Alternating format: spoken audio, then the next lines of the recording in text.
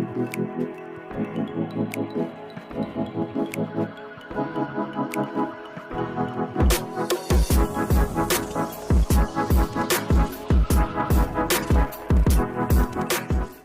terima kasih. Jadi luar biasa hari ini 3 kelompok, 3 komunitas memberikan sudut pandang kepada kita semua, kepada bangsa. Kami mendengarkan live ini, bukan kami anggota DPR saja yang dengar ini, seluruh warga Indonesia mendengarkan. Jadi sudut pandang ini kita pahami sebagai bagian daripada persoalan bangsa kita. Dan ini memang harus diselesaikan. Memang tidak bisa cepat, tidak bisa, tapi harus terukur, terarah, dan tersistem. Nah, oleh karena itu, terima kasih kami kepada Bapak Ibu semua yang telah memberikan informasi yang seluas-luasnya kepada kami. Dan mudah-mudahan ini berlanjut, beberapa persoalan yang harus kita per item tadi yang disampaikan, ini bisa kita selesaikan.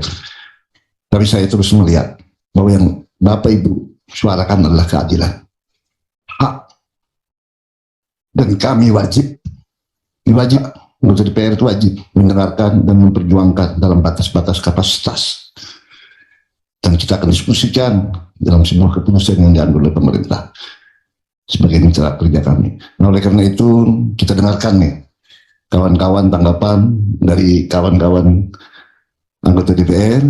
Nah, nanti menjadi bagian yang tidak terpisahkan daripada pertemuan ini, sehingga pada saat dengar pendapat dengan mitra kerja kita bisa diambil keputusan yang layak, yang harmonis, yang menyentuh rasa keadilan. Itu penting. Saya kira kita ujung, karena saya di sebelah kanan tadi, kita mulai sebelah kiri, ya. Pak Mas Adi, silakan. Belakangan aja. Oke, ya Pak, silakan Pak Kamsar, silakan. Baik, makasih. Assalamualaikum warahmatullahi wabarakatuh. Salam sejahtera, selamat siang untuk kita semuanya. Pimpinan yang kami hormati, saudara-saudara sekalian, Bapak Ibu, saudara-saudara, sebelum saya ngomong banyak, tidak terlalu banyak, kehadiran saudara-saudara mampu melelehkan air mata yang duduk di depan saudara-saudara ini. Kami haru, ya. Apalagi yang tadi dari NTT, seorang diri, biayanya pun patungan, sampai biayanya 40 juta. Ini ada dari Sumatera, ada dari NTT, dari seluruh Indonesia. Ya. Saya ucapkan selamat datang dan terima kasih atas kehadirannya. Saya berjanji dengan bapak-bapak yang ada di depan ini, terutama pimpinan, akan menindaklanjuti dan akan membawa masalah ini dalam satu rapat yang lebih lengkap. Ya, termasuk kita akan mengundang para menteri, ya Pak, ya, untuk menteri untuk menyelesaikan masalah ini. Yang jelas, beberapa tamu dari daerah kali ini mungkin yang benar-benar bisa membuat berdiri bulu-bulu yang ada di tangan yang dulu di depan saudara-saudara sekalian. Kami tidak hanya janji omong kosong, ya, karena hari ini tidak bisa membuat keputusan, dan kami memang yang hadir ini dari anggota dewan ini tidak bisa membuat keputusan untuk saat ini. Kami harus memerlukan kehadiran dari beberapa pihak untuk membuat keputusan ini. Tapi yang jelas, mudah-mudahan kehadiran saudara-saudara yang dari jauh sekalipun, yang biayanya 40 juta satu orang, tidak sia-sia. Mudah-mudahan itu yang janji kami, sehingga kami terus terang aja akan menindaklanjuti dengan yang lebih lengkap yang bisa membuat satu keputusan. Saya kira ini aja yang kami sampaikan, ya. Terima kasih. Allahumma fiqil amitorik. Assalamualaikum warahmatullahi wabarakatuh.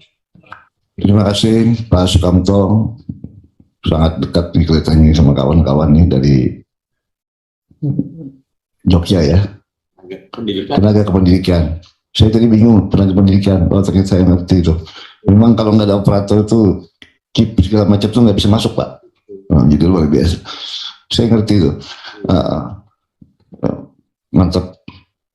Silakan Bu Dian, ya.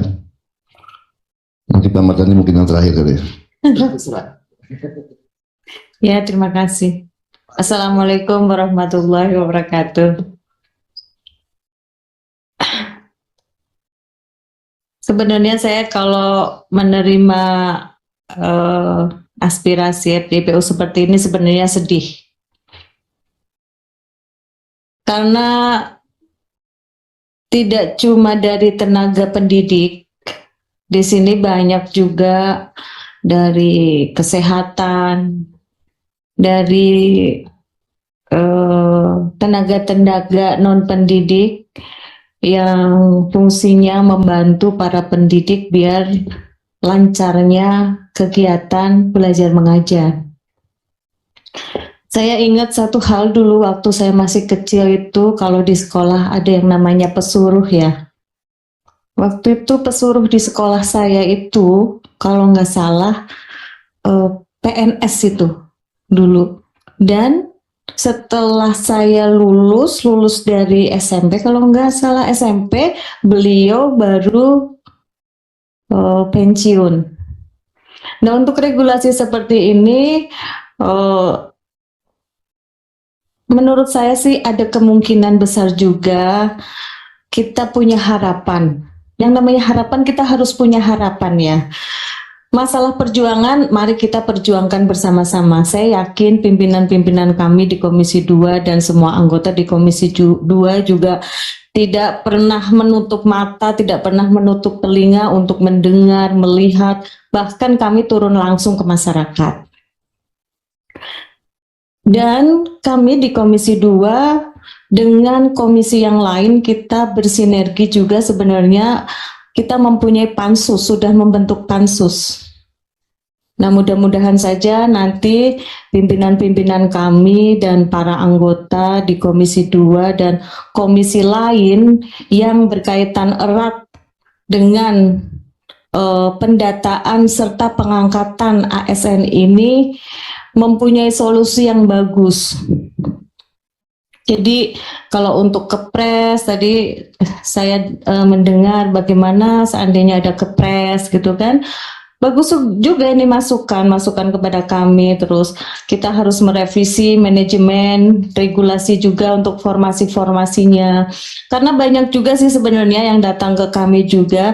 Jadi ketika mereka login ke sistem itu memang tidak ada pilihannya.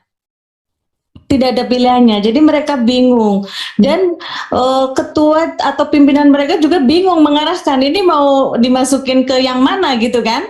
Ini yang saya dengar nih dari laporan-laporan dari luar. Nah, mungkin nanti hal-hal seperti ini kita akan diskusikan bersama. Insya Allah ada jalan. Ya, walaupun jalan ini panjang ya, kita tidak bisa menjanjikan cepat. Ini pasti suatu jalan yang panjang, karena kan per 2023 ini harus selesai sebenarnya. Tapi tidak menutup kemungkinan kita akan perpanjang lagi sampai semuanya bisa selesai. Itu saja dari saya, kita berdoa bersama. Nanti teman-teman saya juga akan memberikan masukan dan solusi bersama. Terima kasih. Wassalamualaikum warahmatullahi wabarakatuh. Terima kasih Bu Dian dari DKI. Silakan Pak Ongko. Terima kasih, pimpinan. Assalamualaikum warahmatullahi wabarakatuh. Salam sejahtera untuk kita semua. Saya hormati kawan-kawan semua yang datang dari seluruh Indonesia. Ini berwakili ada 3 kelompok, kalau boleh saya bilang. Yang satu dari Forum Pemuda Peduli Nalkeo, kemudian tenaga kependidikan ya, dan juga tenaga honorer swasta Indonesia.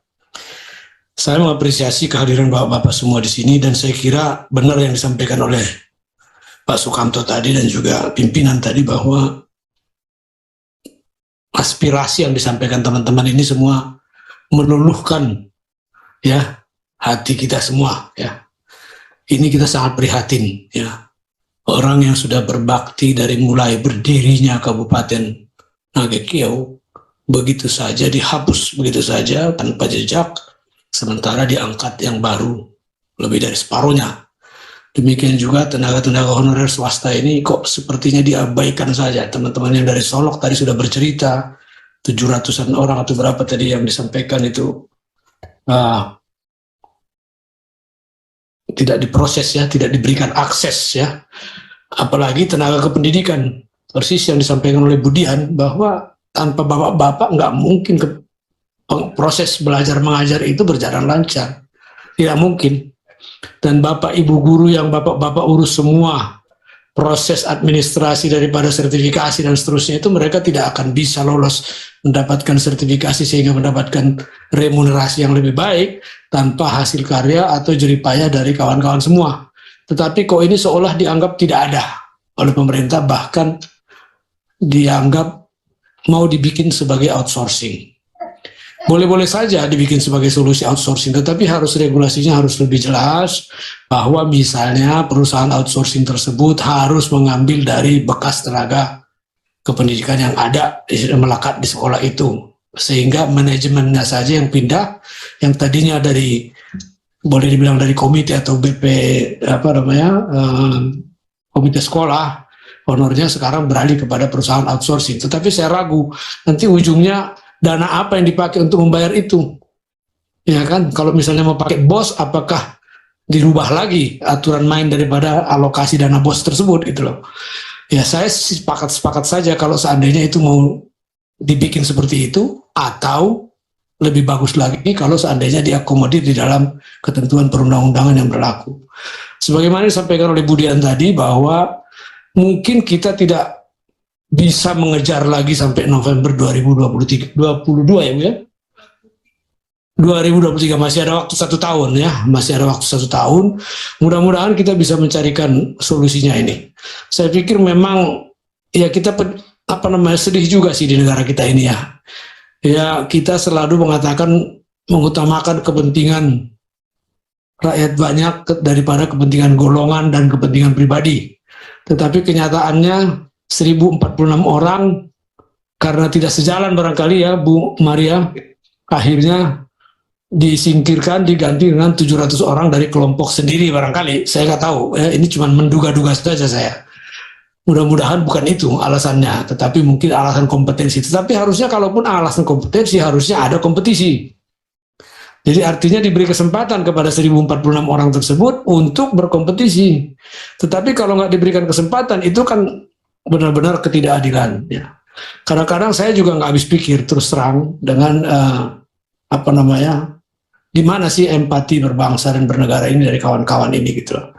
Jadi ya benar kata Pak Ketua tadi, pimpinan dan Pak Kanto juga bahwa ya kita sedih. Bahkan istilahnya kalau di kampung saya itu air mata itu masuk ke dalam, nggak bisa keluar lagi saking banyaknya gitu. Mendengar apa yang keluhan-keluhan kawan-kawan ini.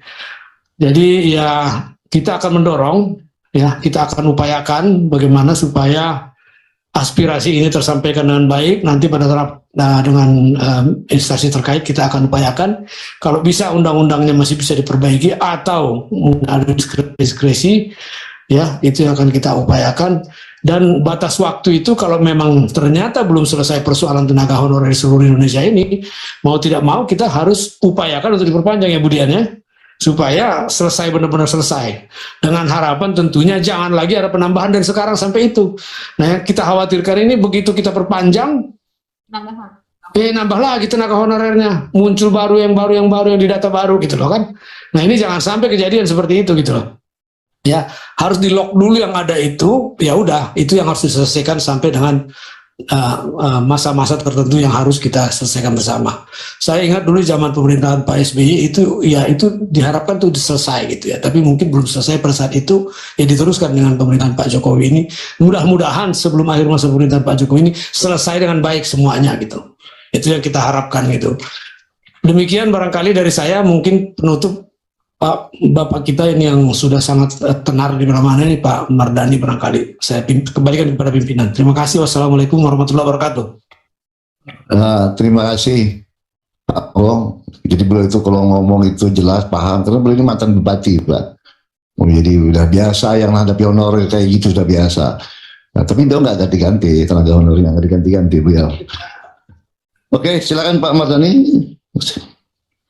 Kasih pimpinan rapat, tepuk tangan dulu buat Pak Depri, Pak Ongko, Budian, Pak Kamto, ini luar biasa ya. Bismillahirrahmanirrahim. Assalamualaikum warahmatullahi wabarakatuh. Alhamdulillah, Allahumma sholli ala Sayyidina Muhammad. Amma ba'd. Selamat siang dan salam sejahtera untuk kita semua. Perasaannya seperti yang lain campur aduk gitu loh. Bahagia bisa mendengarkan tapi gregetan dengan faktanya ya. Dan kalau dipilah bisa ada 3 faktor pendapat saya. Yang pertama, ada faktor politis dari bupati atau kepala daerah terpilih yang ini sangat tidak terpuji. Boleh saja dia quote and unquote membuka formasi baru, tapi berikan hak kepada yang lama untuk ikut serta. Nah, ini catatan besar. Nah, kami mohon izin buat TA tolong dicatat saat kita ketemu dengan KASN dan Kementerian Dalam Negeri, ini harus diingatkan. Menpan juga 3 tuh, ya, Menpan, Kemendagri, sama KASN, agar para bupati betul-betul tidak memperlakukan teman-teman pejuang ini seperti lemari ya. Kalau lemari digeser kan diem ya. Kalau orang banyak urusannya gitu loh. Saya orang Betawi, guru saya tuh bilang gitu. Dan hati-hati ngadepin orang bukan lemari digeser diam, kalau orang enggak, ada banyak buntutnya gitu. Nah, jadi itu poin 1. Poin 2, ini ada kebijakan pemerintah pusat, khususnya teman-teman dari Solok Selatan atau K2 ya, kependidikan itu 2 dari pemerintah pusat. Yang pertama, memang ada ketidakjelasan dalam bab pembiayaan P3K. Ya, pemerintah pusat buka formasi bahkan menawarkan, tetapi ketika sudah di passing grade, sudah lulus, apa? Tiba-tiba biaya diserahkan ke Pemda. Nah, Pemda sendiri nggak ngira bahwa dia harus menanggung beban di APBD. Kirainnya Pemda itu APBN. Nah, ini harus dijelaskan betul Pak Devri. Nanti saat kita ketemu, kalau perlu kita ngundang Bu Menkyu ya, untuk duduk bersama. Buat saya ini salah satu harus ada political will dari Menteri Keuangan. Untuk urusan P3K itu jangan diserahkan kepada Pemda. Kabupaten kota ambil aja buat APBN. Ya.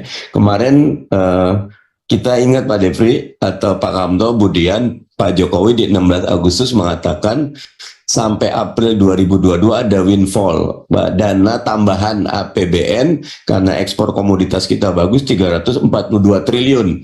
Itu aja harusnya diberikan buat masyarakat. Ya, karena memang teman-teman sudah bekerja ya, tetapi ini harus dibicarakan secara seksama. Nah, yang kedua, untuk kategorisasi tenaga kependidikan. Termasuk nyun sewu tenaga administrasi ya. Sekarang kan ada keinginan meminimalisir. Buat saya rasionya tetap harus ada. Nah, nanti mungkin kita di Menpan, Pak Devri, Pak Ongko, kemudian kita perjuangkan biar ada kategorisasinya. Karena kalau nggak ada pintunya ya nggak bisa masuk gitu loh. Harus masuk gitu. Kalau perlu ada kategorisasi umum. Artinya semua nggak masuk, masukin ke situ dulu. Ya itu ya. Itu kalau dulu ada anggaran kayak teman-teman DKPP itu anggarannya nggak masuk di KPP, masuk aja ke anggaran besar dulu gitu loh. Yang penting anggarannya ada gitu, parkir aja di situ, nanti diverifikasi oleh kementerian lembaga terkait gitu loh. Nah, itu nanti coba kita perjuangkan. Terakhir yang ketiga, kalau menurut saya memang perjuangannya nih kata Budian akan panjang, tetapi karena teman-teman sudah datang, kalau saya suka menawarkan gitu, saya siap bikin surat buat teman-teman di NKKO atau surat mau atas nama pribadi atau apa, saya Mardhani Alisera nomor anggota gini mendukung perjuangan dari forum pemuda apa, saya tanda tangani bahwa itu belum tentu kepake gitu, tapi minimal teman-teman ini hasil dari ini sudah, kalau ditandatangani kalau 5 orang ini wah lebih keren lagi gitu loh. Kita siap minimal jauh-jauh 40 juta bawa 1 surat. Nah, dengan surat itu teman-teman bisa bikin konferensi pers. Karena ada tantangan kita nanti akan ditanya nih sama wartawan. Kita akan bilang kita perjuangkan memang. Karena teman-teman tidak mencari harta, teman-teman mencari keadilan kok gitu loh. Bukan mencari nggak kerja pengen dapat, tapi ini pekerjaan yang sudah ditekuni agar mendapatkan haknya, dan itu adalah perjuangan keadilan dan wajib kalau keadilan itu diperjuangkan. DPR memang wajib hadir untuk itu gitu loh. Jadi karena itu buat teman-teman yang mau, kalau Pak Kamto mau, Pak Devri mau, kalau saya sudah siap. Kita tanda tangan bersama nih, minimal. Terima kasih pimpinan. Karena itu udah 5 fraksi gitu. Walaupun kalau usul saya, kalau fraksi kita harus izin minimal personal dulu. Kalau personal enak. Personal enak. Walaupun saya yakin fraksi saya, tapi kan lebih cepat lebih baik. Kasih nomor anggota kita masing-masing, udah gitu. Karena yang teman-teman perjuangan tidak ada yang melanggar hukum. Justru yang teman-teman perjuangkan ingin melaksanakan kewajiban negara. Kalau di undang-undang kan 4 kewajiban negara. Melindungi segenap tanah tumpah darah dan seluruh penduduk warga Indonesia, ya, melindungi segenap bangsa dan seluruh tanah tumpah darah Indonesia. Mengajukan kesejahteraan umum, mencerdaskan kecerdasan. Itu kan segenap pemuda yang kayak berapa tadi? 1000-an, jangankan 1.000, jangankan 1.001 aja harus diperjuangkan gitu lah. Nah, satu lagi terakhir untuk yang forum pendidik tenaga honorer K2 kita yang September 2015, kalau ini harus betul-betul karena roadmapnya sudah ada. Ini tinggal political will saja. Betul. Karena seluruh K1 udah selesai. Betul, Pak. Yang utang kita ke K2. Jadi Betul. kesepakatannya Terima kasih, Pak. zaman dulu seluruh K1 K2 diangkat.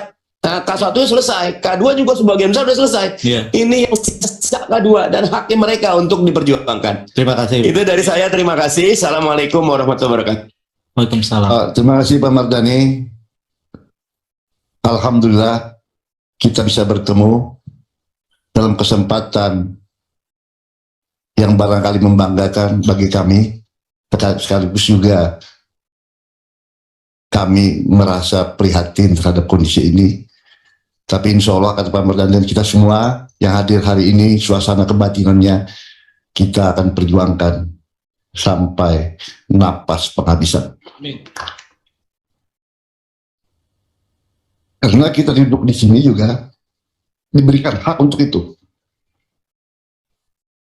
Oleh karena itu, kalau bisa hari ini tanda tangan, itu tanda tangan. Kita buat. Tapi yang jelas, Bapak masih menghargai kami di DPR RI. Bapak Ibu, itu kami terima kasih. Terima kasih Bapak Ibu semua masih mempercayakan kepada kita. Waktunya udah habis Pak. Sudah sepakat ya, mohon maaf ya. Jadi kira-kira demikian, karena waktunya kita sepakat tadi jam 14.30. Sudah selesai.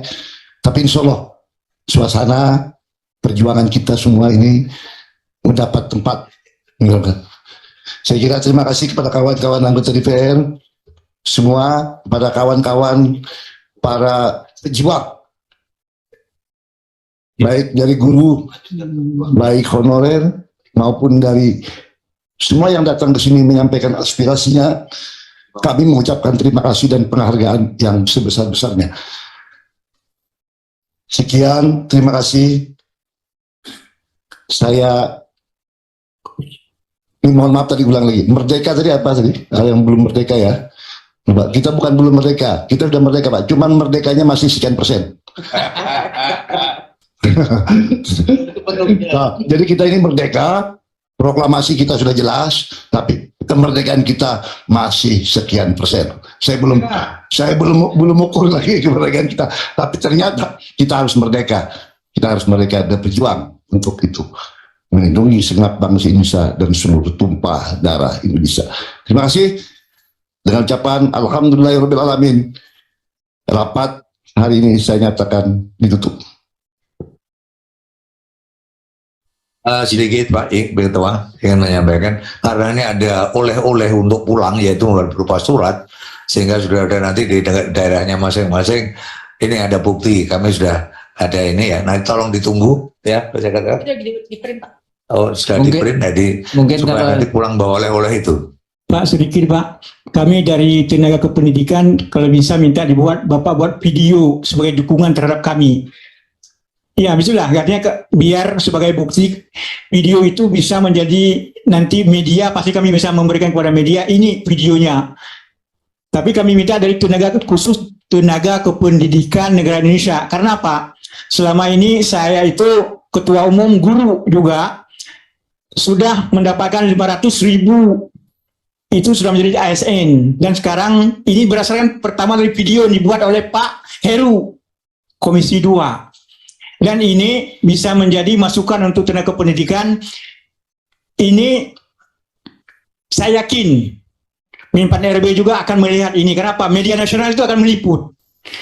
Makanya Bapak-Bapak mudah-mudahan bisa mewakili dari tenaga kependidikan dengan video ini, mendukung tenaga kependidikan negara Indonesia mendapatkan kepres. Kenapa saya bilang kepres? Karena tenaga kependidikan sampai sekarang itu belum ada dasar hukumnya. Dasar hukum itu masih butuh waktu yang tahunan, tidak akan bisa mendapatkan sampai 2023. Yakin saya tidak akan dapat 2023. Karena apa? Guru saja saya memperjuangkan 3 tahun, Pak. Dari ruangan ini pertama yang Pak Heru membuat video pertama, baru mendapatkan kuota 1 juta, kuota untuk guru, baru Presiden umumkan. Makanya saya minta mungkin Bapak-Bapak Ceng 5 ini bisa menjadi awal untuk tenaga kependidikan. Membuat video, kemudian saya juga tadi sudah minta izin kepada Profesor Nunu, sebelum saya ke sini, saya juga minta izin kepada beliau. Kenapa? Karena ini belum ada dasar hukum apapun untuk tending. Untuk P3K mereka tidak bisa, maka kami minta video agar termasuk nanti pada saat pansus juga bisa dimasukkan. Semoga Bapak-Bapak bersedia, itu saja. Dan saya sudah membuat tadi draftnya, saya tinggal Bapak sebutkan itu saja. Dan kami sebagai tenaga pendidikan mendukung di belakang. Itu saja Pak. Assalamualaikum warahmatullahi wabarakatuh. Pak Anam, kasih itu Pak Anam. Langsung buat video itu. Izin pimpinan rapat. Izin pimpinan. Izin pimpinan rapat. Izin pimpinan. Kalau hanya berbicara ke pendidikan, Mohon maaf, rapat sudah kita tutup. Rapat sudah kita tutup, Pak. itu juga berarti nggak berlaku dong. Enggak, ini kalau memang ini nggak mau ya nggak masalah. Ya, siap. Nah, ini kan hasil keputusan rapat kita tanda tangan. Kalau Bapak nggak mau juga kita nggak tanda tangan, nggak masalah. Siap. Yang video Semuanya sudah menyatakan akan memperjuangkan, ya, akan memperjuangkan. Ya mudah-mudahan mungkin kesekian kalinya hadir kali inilah mungkin menjadi momentum, ya, menjadi awal dari perjuangan kita bersama. Karena apa? Kita berlima tidak bisa buat putusan. Kita harus mengundang yang lebih lengkap, termasuk para menteri-menteri. Terima kasih. Level 6. Buat video langsung pada selesai. Sebenarnya ini kan kita di RDPU tuh live. Di live langsung. Nah, itu bisa ambil aja dari cuplikan yang ada. Ya? Ya. Begitu ya? Ya. Oke. Iya. Nah, itu aja Pak. Lo gimana tuh? Tekan itu masuk terus tuh. Sambil menunggu tanda tangan, izin menyampaikan pesan, Pak. Ya, saya mewakili teman-teman dari Sumatera Barat. Tadinya berharap rapat ini dihadiri oleh Pak Ketua Komisi 2. Karena tadi seperti tadi yang disampaikan, kita meminta juga jalur khusus, Pak, kan? Nah, salah satu jalur khusus di Solo Selatan itu adalah saya rasa dengan Pak Doli Kurnia, karena memang kalau beliau berkenan memperjuangkan teman-teman honorer dan K2 ini, jalur khususnya selain permasalahan rapat dengan mitra di DPR, beliau bisa menelpon langsung kepada Pak Bupati, kami pikir salah satu solusi. Nanti kita mulai telepon aja Pak Doli. Ya, kalau di sini kita kan nggak elok. Ya Pak ya. Siap, Pak. Makasih, Pak. Ya, masih.